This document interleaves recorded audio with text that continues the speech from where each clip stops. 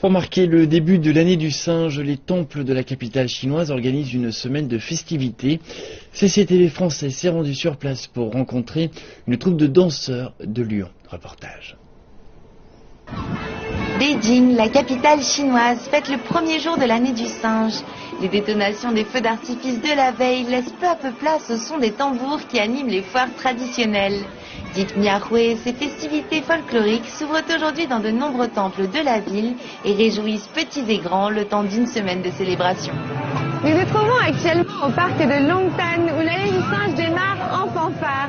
Des centaines de stands se sont installés pour offrir des spécialités culinaires et autres objets de fabrication artisanale. Les visiteurs sont venus nombreux, souvent en famille, pour assister au spectacle folklorique. Mais dans ce parc, dont le nom Longtan signifie temple du dragon, les vedettes du jour ne sont pas des dragons, ni même des singes, mais bien des lions.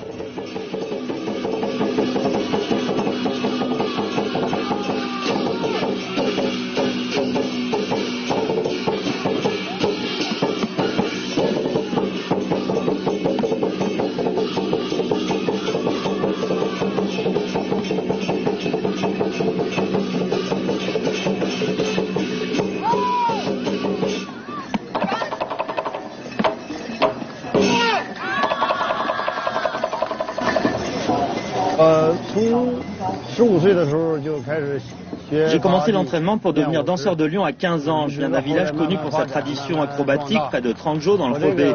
Ma famille participe à cette tradition depuis bientôt 110 ans.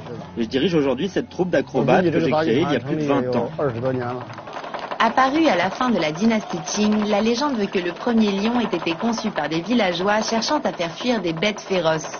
Pour ce faire, ils eurent l'idée de recréer un prédateur aussi vrai que nature. Mais pour que l'illusion soit parfaite, il faut bien plus qu'un simple déguisement. Une belle danse des lions ne dépend pas d'une seule personne, c'est vraiment une question de coordination entre deux danseurs. Il n'y a pas de critère de recrutement, il suffit d'aimer ça et de ne pas avoir peur d'être fatigué. La danse de lion n'est pas seulement une performance acrobatique, c'est sa dimension théâtrale qui en fait tout le charme. Les élèves de Zhang Xinhu animent des lions selon la tradition du nord de la Chine, qui est plus acrobatique et moins portée sur l'ornement des têtes que dans le sud du pays. La maîtrise du corps requise nécessite une discipline quotidienne et un entraînement intensif.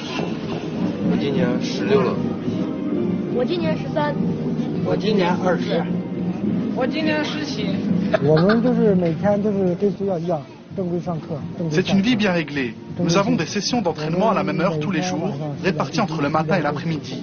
Et à 22 h, c'est l'extinction des feux. Nous nous levons à 6h30 pour débuter l'entraînement avec de la course et des exercices avant la première session du matin. Mais une fois notre formation achevée, nous pouvons entrer dans la troupe qui se déplace souvent hors des murs de l'école pour participer à ce genre d'événement.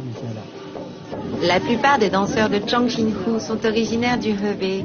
La troupe est pour eux l'occasion de voir du pays en se produisant en dehors de leur province, voire même en dehors de la Chine.